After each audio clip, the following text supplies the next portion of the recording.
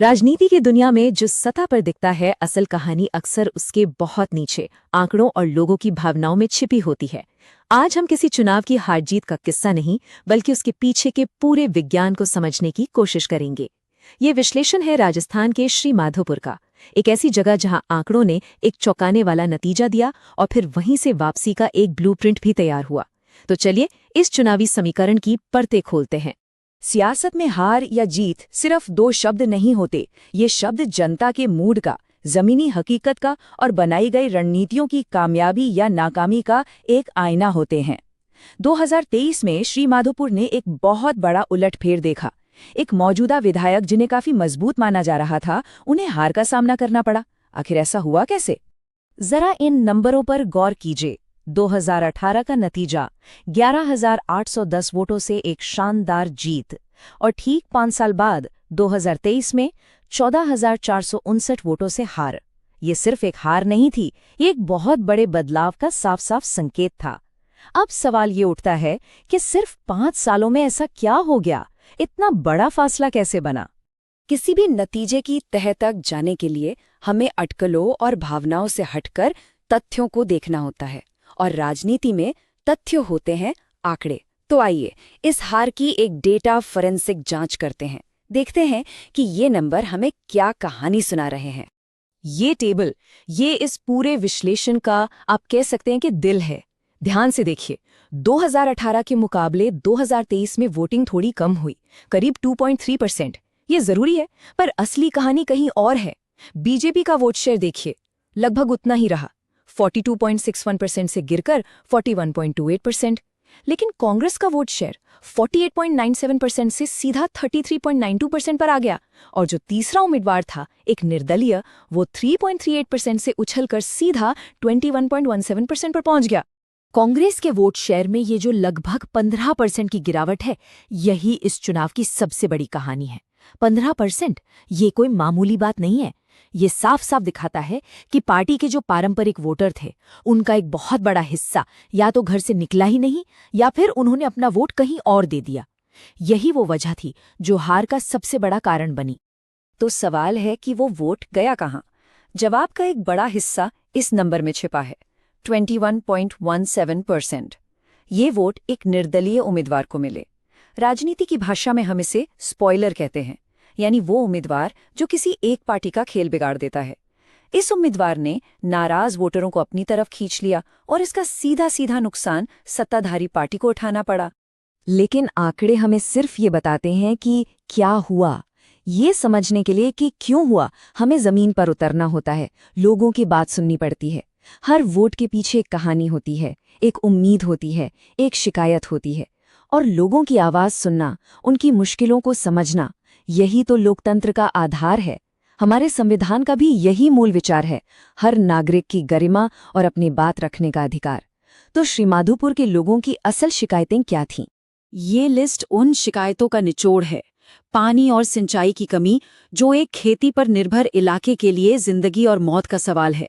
किसानों को उनकी फसल का सही दाम न मिलना, कभी भी आने जाने वाली बिजली और बढ़े हुए बिल, गांवों को शहरों से जोड़ने वाली टूटी फूटी सड़कें, और सबसे बड़ी चिंता, नौजवानों के लिए रोजगार की कमी। ये सिर्फ चुनावी मुद्दे नहीं हैं, ये लोगों की रोजमर्रा की जिंदगी की असली मुश्किलें हैं। तो जब आपको समस्या की जड़ पता चल जाती है, तभी आप एक कारगर समाधान बना सकते हैं।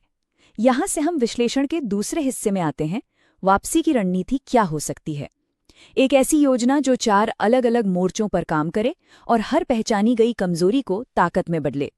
इस प्लान को एक नाम दिया गया चतुर्मुख सिद्धांत। इसके 4 मजबूत स्तंभ हैं और चारों एक दूसरे से जुड़े हैं। पहला, इलेक्टोरल मोबिलाइजेशन यानी चुनावी लामबंदी। दूसरा, ऑर्गेनाइजेशनल स्ट्रेंथनिंग यानी संगठन की मजबूती। तीसरा, नैरेटिव रीसेट यानी कहानी को एक नई दिशा देना। और चौथा, रिसोर्स मैनेजमेंट यानी संसाधनों का सही इस्तेमाल। चलिए एक एक करके इन्हें समझते हैं। पहला स्तंभ है चुनावी लामबंदी। इसका मतलब बड़ी बड़ी रैलियों से कहीं ज्यादा है। इसका मतलब है हर एक बूथ पर एक एक वोटर पर ध्यान देना, ये पहचानना कि कौन से वोटर्स आपसे दूर गए हैं और उन्हें वापस कैसे लाया जाए। खास तौर पर उन नौजवानों तक पहुंचना जो बेरोजगारी से निराश थे, और उन्हें ये विश्वास दिलाना कि उनकी आवाज सुनी जाएगी, उनके लिए काम होगा। दूसरा स्तंभ है संगठन को फिर से खड़ा करना। चुनाव सिर्फ एक चेहरा नहीं लड़ता, चुनाव पूरी टीम, पूरे कार्यकर्ता लड़ते हैं। जब लोगों को खराब सड़कों या ज्यादा बिजली बिल जैसी दिक्कतें होती हैं, तो एक मजबूत लोकल संगठन ही उनकी बात सुनता है और उन्हें समाधान का भरोसा देता है। गांव के कार्यकर्ता से लेकर एक सेंट्रल डेटा वॉर रूम तक पूरी मशीनरी में नई जान फूंकना बहुत जरूरी है। तीसरा और शायद सबसे जरूरी स्तंभ है नैरेटिव को रीसेट करना, एक नई कहानी बनाना जो नवीकरण और राहत यानी रिन्यूअल एंड रिलीफ पर टिकी हो। ये सीधे सीधे लोगों की शिकायतों का जवाब देती है, किसानों को बेहतर दाम का वादा, पानी की समस्या का हल और बिजली बिलों से राहत। ये भविष्य की एक उम्मीद जगाती है। और जब आप लोगों तक पहुंचते हैं तो उनकी निजी जानकारी और भरोसे का सम्मान करना बहुत जरूरी होता है। भारत का नया डेटा प्रोटेक्शन कानून भी इसी बात पर जोर देता है, सहमति और गोपनीयता। एक जिम्मेदार राजनीतिक प्रक्रिया में लोगों के डेटा का इस्तेमाल उनकी बेहतरी के लिए होना चाहिए। और चौथा स्तंभ है संसाधनों का स्मार्ट मैनेजमेंट। देखिए, पैसा और लोग दोनों सीमित होते हैं। जरूरी ये है कि फंड्स सीधे उन कामों पर खर्च हों जो लोगों की जिंदगी को सच में बेहतर बनाएं, जैसे गांव की सड़कों की मरम्मत या सिंचाई के नए साधन बनाना। ये रणनीतिक प्रबंधन अक्सर जीत और हार के बीच का फर्क तय करता है। ये पूरा विश्लेषण सिर्फ एक चुनाव जीतने या हारने का नहीं है, ये आज की राजनीति और शासन की एक बहुत बड़ी सच्चाई की तरफ इशारा करता है। ये हमें दिखाता है कि कैसे डेटा का सही इस्तेमाल सिर्फ चुनाव लड़ने के लिए नहीं, बल्कि लोगों को एक बेहतर शासन देने के लिए भी किया जा सकता है। ये बात इस पूरी चर्चा का सार है। आज के चुनाव इंजीनियर किए जाते हैं। जीतता वही है जिसके पास बेहतर डेटा हो, लोगों की शिकायतों का साफ नक्शा हो और उन शिकायतों को दूर करने का एक बेहतर प्लान हो। इसका सीधा मतलब है कि आज की राजनीति में सफलता उसे ही मिलती है जो अपने वोटरों की जरूरतों को सबसे गहराई से, सबसे बेहतर तरीके से समझता है।